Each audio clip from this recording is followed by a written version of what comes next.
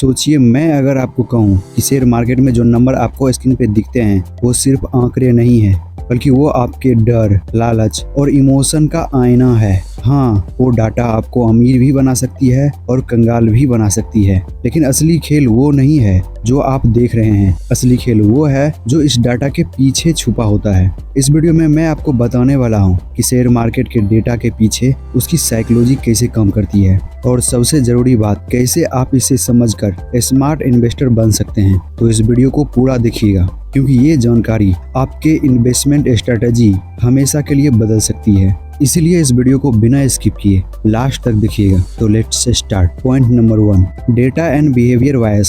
सबसे पहले बात करते हैं उसके बारे में जो हर निवेशक को सबसे ज्यादा प्रभावित करता है, बायस के बारे में। शेयर मार्केट में लोग हमेशा सोचते हैं कि वो डेटा को 100% लॉजिक से देख रहे हैं, लेकिन सच्चाई ये है कि ह्यूमन ब्रेन अक्सर इमोशन और बायस का शिकार होता है। फॉर एग्जाम्पल, मान लीजिए आपने सोचा है कि ABC स्टॉक एक बेहतरीन निवेश हो सकती है। अब आप उस स्टॉक का डेटा देखते हैं, लेकिन यहाँ आप वही डेटा ज्यादा नोटिस करते हैं जो आपके फैसले को सही ठहराता है। अगर प्राइस बढ़ता है तो आप सोचते हैं, देखा, मेरा फैसला सही था। लेकिन अगर प्राइस गिरता है तो आप उस डेटा को इग्नोर कर देते हैं, जो कि बिल्कुल गलत है। इसका सलूशन ये है कि हर बार निवेश करने से पहले अपने फैसले को चैलेंज करें। वो डेटा देखें जो आपके फैसले के खिलाफ है। इससे आप ज्यादा बेस्ट निर्णय ले पाएंगे। जैसे लॉस का डर इतना गहरा होता है कि लोग फायदे के मौके छोड़ देते हैं। मान लीजिए एक स्टॉक गिर रहा है, डर के मारे आप उससे बेच देते हैं, लेकिन बाद में वही स्टॉक रिकवर भी हो जाता है और फायदे से चूक जाते हैं। इसका सलूशन यही है कि लॉस से बचने के लिए पहले से स्टॉप लॉस और टारगेट प्रॉफिट का लेवल सेट करें, इमोशन को कंट्रोल में रखें और लॉन्ग टर्म परफॉर्मेंस के बारे में ध्यान में रखें। Point number 1, event psychology. अब बात करते हैं इवेंट्स की। बड़े इन्वेस्टर का मार्केट पर सीधा असर पड़ता है, लेकिन इसका असर हमेशा लॉजिकल नहीं होता, ये अक्सर इमोशनल भी होता है।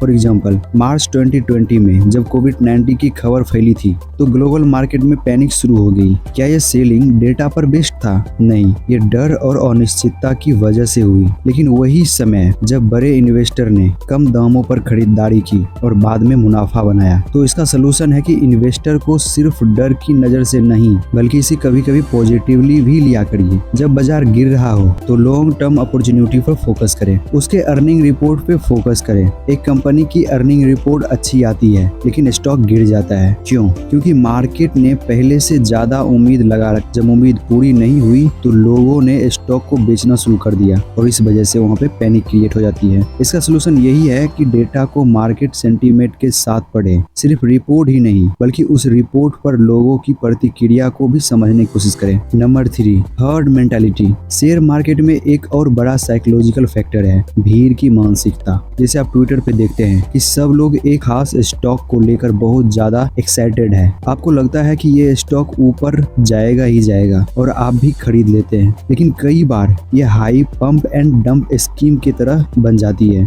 स्टॉक का प्राइस अचानक गिर जाता है और नुकसान बड़ा हो जाता है। तो इस चीज से बचने का सलूशन यही है, सोशल मीडिया या किसी भी हाइप पर आंख मूंद कर भरोसा ना करें। स्टॉक के फंडामेंटल को समझे और अपनी रिसर्च पर भरोसा करें। Number 4, using data correctly. अब सवाल ये है कि इस सब के बावजूद आप डेटा को कैसे सही तरीके से इस्तेमाल कर सकते हैं। पहले आप इसके सेंटीमेंट को एनालिसिस करें, मार्केट सेंटीमेंट को ट्रैक करें। उदाहरण के लिए, सबसे पहले आप मार्केट के सेंटीमेंट को समझने की कोशिश करें, जैसे फियर एंड ग्रीड इंडेक्स। जब इंडेक्स ज्यादा लालच दिखाई देता है तो सतर्क रहें, और जब फियर में दिखता है तो आप अपॉर्चुनिटी ढूंढ सकते हैं। सोशल मीडिया डेटा का एनालिसिस करें, लेकिन उसके साथ फंडामेंटल को भी जोड़कर उस पर फैसला लें। उसकी बैक टेस्टिंग करें, पुरानी डेटा ट्रेंड का एनालिसिस करें। उदाहरण के लिए, अगर किसी स्टॉक के पीछे 10 एविडेंस अच्छा प्रदर्शन किया तो अगले एविडेंस में भी उसकी संभावना को ध्यान में रखा जा सकता है। Stop loss and target setting के हमेशा ध्यान रखें। हर ट्रेड के लिए पहले से प्लान बना के रखें। इमोशन फैसले से बचने के लिए अपने ट्रिगर सेट करें,